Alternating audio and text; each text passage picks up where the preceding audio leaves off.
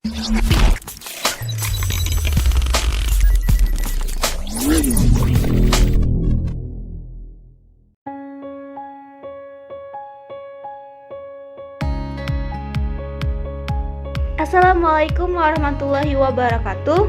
Halo teman-teman semua, bagaimana kabarnya? Semoga kita dalam keadaan sehat-sehat saja ya. Nah, pada kali ini kami akan membahas tentang hukum Gauss. Simak penjelasan berikut ya. Hukum Gauss. Hukum Gauss pada medium non-konduktor. Jadi, teknik lain untuk menghitung medan magnet dari muatan kontinu adalah menggunakan hukum Gauss. Nah, flux listrik didefinisikan sebagai perkalian titik medan listrik E dan luas yang dilewati A. Namun, secara fisis, fluksnya menggambarkan banyaknya garis medan magnet yang menembus sebuah permukaan luas. Jika kita ilustrasikan dalam gambar sebagai berikut. Nah, di sini terlihat bahwa flux medan listrik yang menembus sebuah luas permukaan.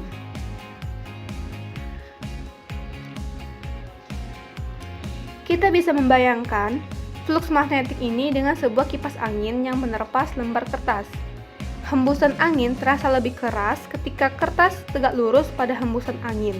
Artinya, vektor luas permukaan searah dengan arah hembusan angin. Namun, ketika kertas sejajar dengan arah hembusan angin, tekanan angin sangat minim. Gauss menyatakan bahwa jumlah garis gaya yang keluar dari suatu permukaan tertutup atau flux sebanding dengan jumlah muatan listrik yang dilingkupi oleh permukaan tertutup itu, atau sumber dari sebuah medan magnet adalah muatan listrik. Bisa kita lihat rumusnya sebagai berikut. QTLM adalah besarnya muatan yang dilingkupi oleh permukaan Gauss. Menurunkan medan listrik pada muatan titik menggunakan hukum Gauss. Membuktikan hukum Coulomb. Hukum Gauss pada persamaan seperti pada gambar sini. Sudut theta adalah sudut yang dibentuk vektor permukaan dA dengan vektor medan E yang arahnya dalam hal ini sejajar. Namun, jika permukaan Gauss tidak berbentuk bola, kedua vektor ini belum tentu sejajar, bahkan mungkin berubah-ubah. Integral permukaan dari dA berarti luas permukaan bola yaitu 4πr². Maka E-nya bisa kita cari dengan rumus ini. Hukum Gauss pada bidang datar.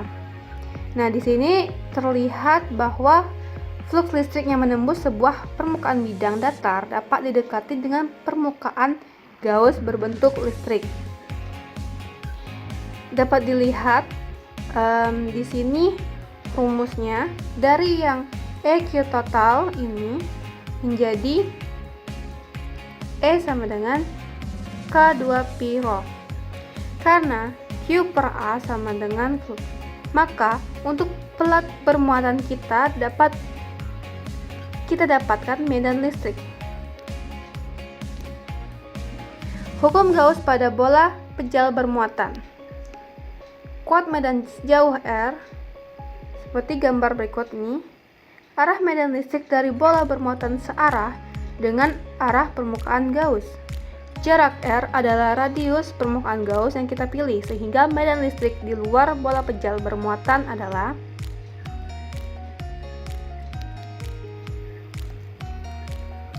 kuat medan sejauh R. R kecil lebih kecil dari R besar.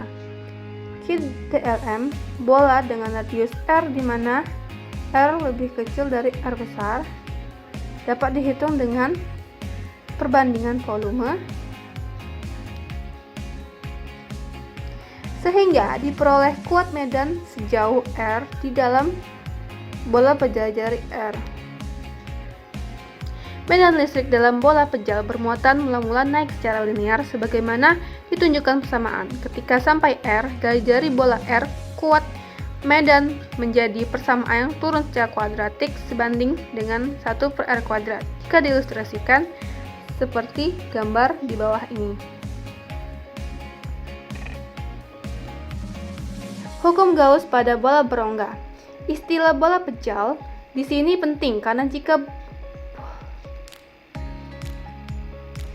bola tidak pejal namun berongga atau kopong, kuat medan di dalam bola bernilai 0, namun di luar bola kuat medan seperti bola pejal. Untuk bola berongga, perubahan kuat medannya jika diilustrasikan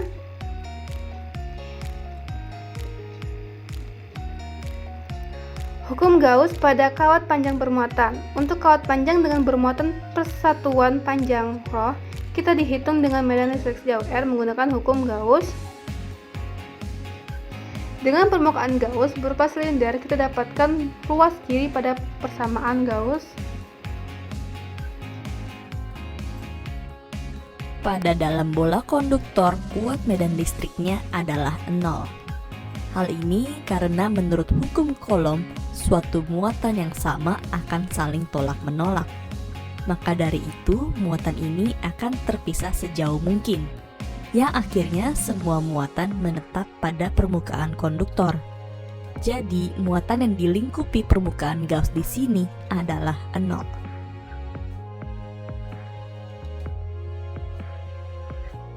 Semua muatan listrik pada bola konduktor akan berada pada permukaan ini, sehingga muatannya di sini adalah Q. Luas permukaan bola di sini adalah 4 kali Pi kali R besar kuadrat. Jadi, flux listrik di sini adalah Pi sama dengan E kali A sama dengan E dikali 4Pi R besar kuadrat. Secara hukum Gauss kita mengetahui bahwa Pi sama dengan Q per epsilon 0. Di sini muatannya adalah Q besar per epsilon 0. Sehingga E dikali 4Pi R besar kuadrat sama dengan Q besar per epsilon 0. Maka dari itu medan listrik di permukaan bola adalah E sama dengan 1 per 4 Pi epsilon 0 dikali Q per R besar kuadrat.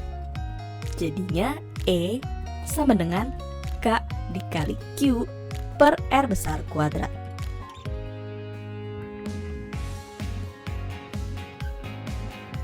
Muatan listrik yang dilingkupi permukaan Gauss di sini adalah Q.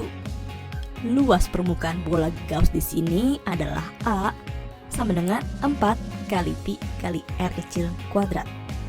Sehingga flux listriknya adalah Pi sama dengan E kali A sama dengan E kali 4Pi kali R kecil kuadrat sama dengan Q per epsilon 0. Jadi di luar bola konduktor, kuat medan listriknya menjadi E sama dengan 1 per 4Pi epsilon 0 dikali Q per R kecil kuadrat. Jadinya E sama dengan K kali Q per R kecil kuadrat.